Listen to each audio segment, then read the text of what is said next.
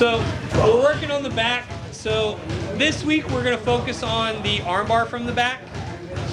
We're going to review it, build off of that, work a couple different armbar finishes and transitions. Because I know some of you guys have been struggling with finishing the armbar. We get there a lot, but we're not always able to finish the way we want. All right.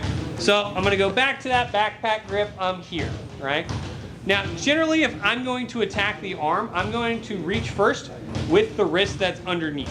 So if I'm already underneath on this side, boom, I'm going to catch there, pull that in, and grab here. As soon as I get there, I can lock onto my wrist here with a nice little Kimura grip. This makes for a nice secure grip onto the arm. As soon as we get there, I'm going to shift off towards that arm. Easiest way to do that, take the opposite foot, push it towards the hip, fall off to that side, and put your other foot across his waist like a seatbelt. So my foot goes from between the legs to on the belly. This foot now has a lot more motion and things it can do. Now, as soon as we get here, I'm going to bring my elbow over here, and I'm going to use that elbow to push him up. See how that helps sit him up that little bit? A lot of you guys try to swing this way too much. Even I don't have that much leg. So I get here, boom, I use that elbow to set him up, and I'm then gonna try to catch his neck in the pit of my knee. So I'm here, bop, sit him back, all right? We're going to stop here because what we're gonna work mostly today is all right out of this D-grip armbar. So I'm here, boom, I'm here on this side, boom, I grab, pull that in, grab. Catching at that wrist here. I shift myself off, fall over to this side here. Once I'm here, I get here, I use that elbow to extend him up, swivel over, set him back into armbar position. Like I said, we are spending a bit of quality time getting to this position because getting this right is what's going to give you the most options as far as finishes and transitions. Questions on this? Nothing. All right, one more time. Boom, we're here. Boom, I get my grip. We start hand fight. I get wrist control. Underhand goes to my own wrist. Post that foot to the hip. Shift off. Fall that side. Boom, create that space. Swivel over. Come up. All right, let's drill her out. 1, 2, 3. All right, couple things I'm noticing when we get here, right? So one, when I get here, a lot of you are like bunny hopping your butt over, all right? When I get here, use this foot. So when I'm here and I post here, I want to use that foot, not just to move myself, but you can also move him a little bit. Does that make sense? Like, if I'm just here and you're trying to like bunny hop over, you're not being very efficient with your motion. Use that foot, it helps shift you over, but also helps move him in that little bit. 2, when you fall to this side, we're not falling back to our back. We're falling almost like we're trying to like side sleep or like pose for a cool photo or something. Like, you want to fall to this side here, and I don't want to like let go and bring this hand in front. Use your elbow to come back in front there. Keep that grip on his wrist that whole time. All right, so those were just 3 quick things I wanted to kind of briefly hit. Boom. You had a question? No. Do you have to fall on your side? Generally, yes. Okay. Just for a better bite. Like if you can cut a good enough angle without falling to your side, good on you. And get it around? Yeah, if you can get there without falling to your side, I'm not going to begrudge you. Okay. Fairly unlikely in a live setting. That would be my no. Boom, I swing over and come here. Now, when we get here, I'm going to cover a couple things in the general, then we're going to work on a couple things in the specific. 1, my top side leg, the leg that is on his head, never moves. This is very heavy and keeps control of his head. If I'm sitting here and I'm kicking off with this side or doing whatever, James is going to have a very easy time sitting up. So when I'm here, this top leg stays heavy on top of him. All right? 2, all of you who try to pull his elbow out of socket like this, you're never going to finish your arm. All right? You have to fight at the end of the wrist. I have to fight down here to finish an armbar, not pulling the weight through his elbow. So why most of you don't finish arm bars on me. Not because you're in bad position, it's because you do this the whole time. Pull at the elbow, all right? So first break we're gonna work on is just the kick through break, all right? So I'm here, all I'm gonna do is I'm gonna look to put the kind of arch of my foot, for everyone except MJ, is gonna go right in their elbow. MJ has super flat feet, he doesn't have an arch. So just kind of the middle part of your foot, MJ, all right? Put arch of your foot right in the pit of his elbow. Almost like you're trying to kickstart a dirt bike or something, all right? Bop, there. As soon as you're there, my inside elbow cheats up to the wrist. I attach this to my arm, and I'm keeping my feet, this foot engaged on his hand. It's not just I kick out and hope it stays away. I'm keeping that kind of attached for the most part. Boom, stand up, fall back. When I'm here, pinch the knees, lift the hips, should be there, or just wrist lock if you're a bad person. I know you're not supposed to cross your feet, but if you cross your feet, you're wrong. You're wrong. Congrats, you're wrong. So, what he's asking, and I'm just being a jerk about it, is if I get here, boom, if you kick out, can you cross your feet here to kind of trap that arm and keep it away? Yeah, like you have it in the triangle. Yeah, can you? Yes. But yeah, so Here's what you're going to do. To keep that trapped, you're going to have to open your knees, which will then ruin the effectiveness of the armbar. It opens you to both a hitchhiker and a sit-up escape, because it relieves the pressure off the head too. So even if I can get the, let's say everything goes perfect and boom, I get the break here, here, and here, guess what? Is there any pressure on your head right now? There's no pressure on your head, so he's going to have multiple escape options. So can you do it? Yeah, absolutely. You can do a lot of things in this world. MJ woke up this morning and thought, man, my hair looks good. Like, it is what it is. Just kidding. Got a haircut. He looks very handsome. But doesn't make it right? So boom, I'm here. I want to kick, and I'm not looking to cross my feet here. I'm looking to keep heavy head pressure here. Boom. And if you're going to fall towards the legs. Fall facing the legs. Here, extend the hips. Finish from there. All right? Questions on that? That will be the foundation on which we build upon today. All right, gentlemen? All right, 1, 2, 3. All right, so I get here. I'm doing cool stuff to James because I'm awesome. Boom, I grip, I go, shift off, boom. I do all the things I'm supposed to do, right? So boom, I get here, and let's say James is just stupid strong. We have some of those guys laying around here. Asher's dumb strong. It's inconvenient for me. I don't like it. I don't appreciate it. It's just not something I want to deal with on an average day. So I'm going to turn James this way. Boom. So I'm here. I try to kickstart this, and it's just not working, right? So instead of going to kickstart here, I'm going to make my knee his hat. All right? So my knee goes from on top of his head to the top of his head. It's a little yarmulke. All right? Oh, MJ, you have a problem with that? Interesting, but okay. So we're here. Instead of trying to kick the arm out, I'm going to kick the leg through. All right? As soon as we get there, I'm going to scoop my head under and here. Now, you can let him come up and take top and finish a full triangle. I do not prefer this. So, if you're here, you can let James come up to his knee, boom, and start to finish a triangle. I do not prefer this, that's why I don't teach it. So, boom, you're here. All I want to do is get to where I can close this, here, squeeze, because it starts to put pressure on the neck. Then fight the armbar. It's called double attack. I am both attacking your neck with a little bit of a choke and some pressure, while also attacking your arm. So I'm here, heavy pressure on the head. I start to kick off. It's not working. Boom. kick through, kick under. I'm sitting him up here to where I can bite with my leg as deep as I can. As soon as that foot gets behind his neck, my other knee comes over here and I set him back.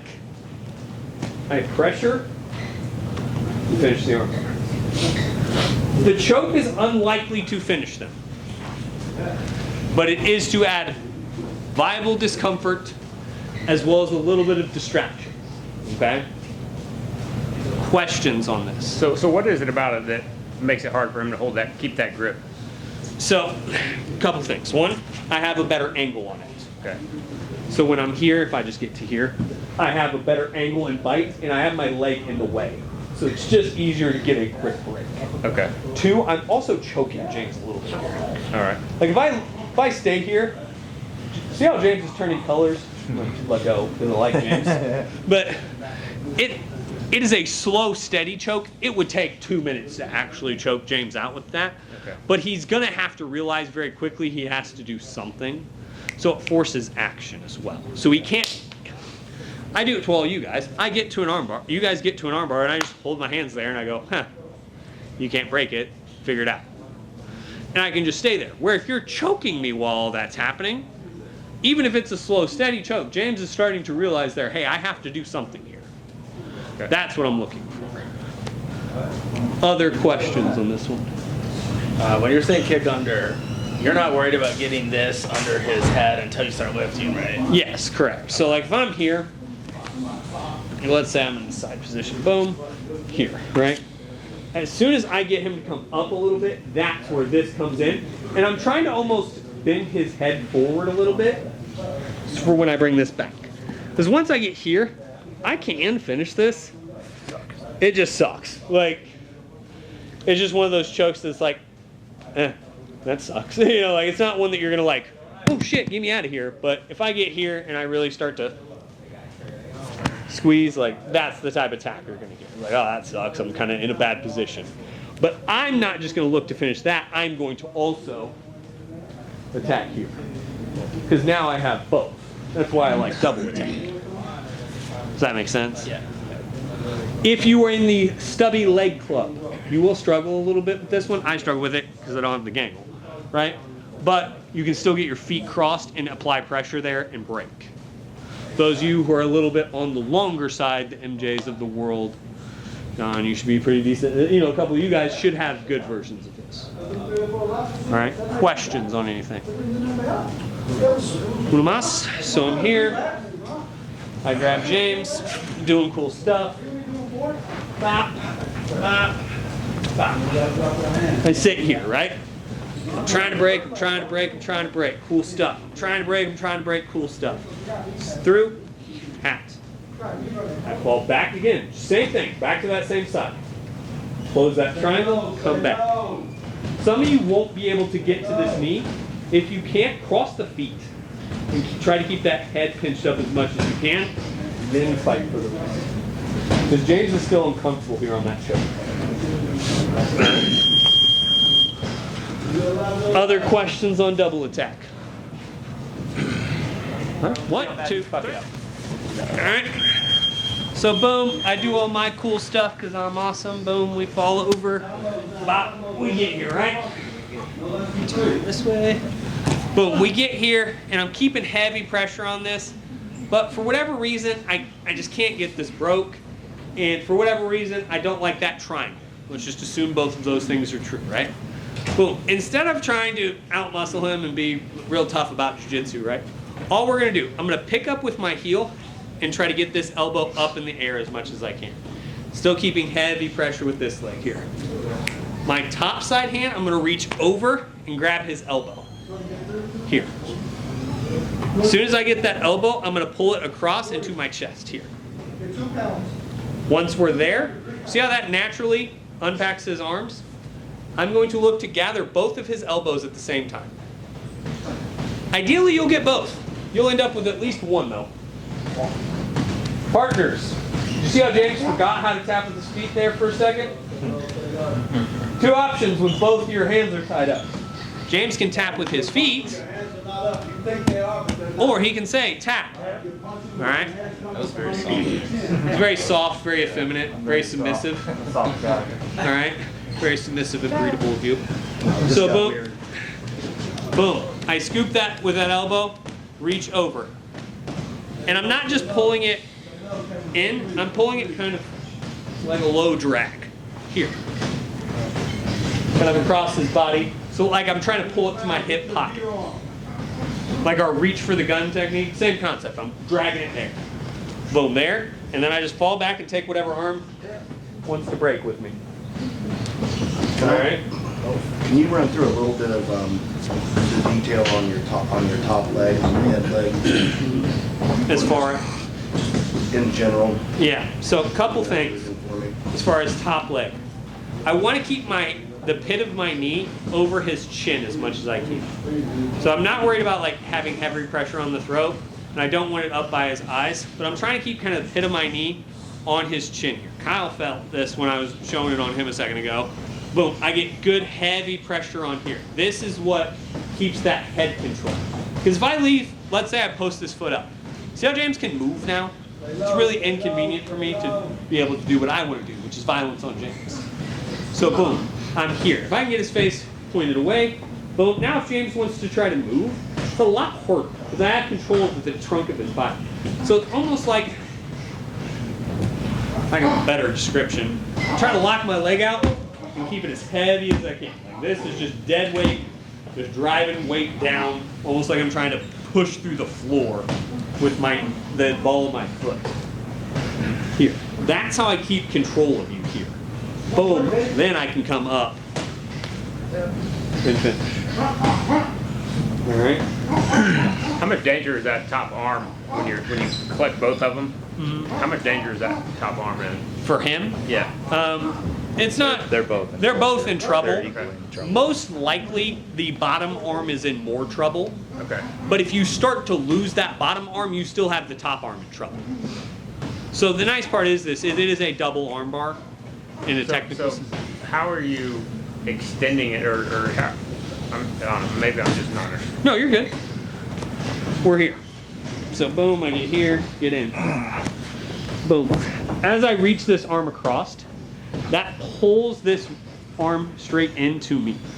So the nice part is when I come here and I start fighting at a wrist here, see how there's natural pressure on the back of that elbow? Even if I don't finish this arm bar, this one's here. Right. That's the nice part of this. Right. Are you going to finish both arms simultaneously? Probably not. So work through the other one then. So like, So- let's say he gets the other one. Let's say he starts fighting that bottom arm out. Boom. I'm just going to come here. Oh, got it. Okay. Like I can start. Okay, I see.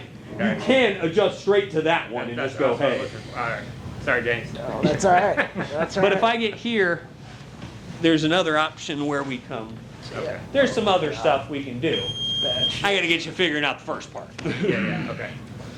Like I said, I got to watch how you guys figure out this. There is a side switch here where you go to the other arm. And if I don't teach that tonight, I will be teaching that Thursday. Show up both nights. You get more lesson. All right?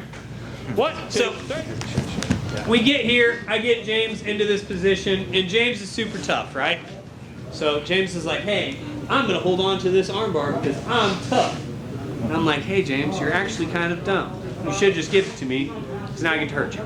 Now, most of you cannot do this in competition until you get a couple belts up. But for those of you who can, this is a fun one.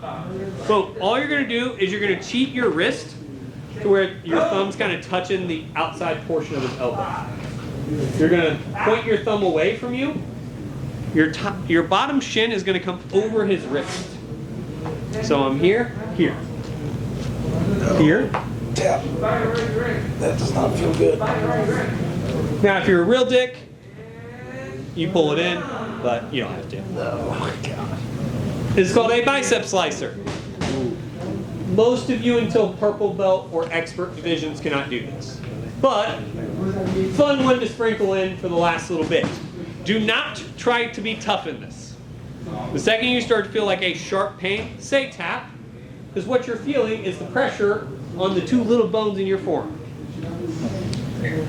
Those snap. Please don't be stupid here, all right? So you get here, same type of way. like I said, cheat your thumb out, point your thumb away. All right, so that way your wrist bone is going into his wrist bone here. And it's going right into the middle of that bicep.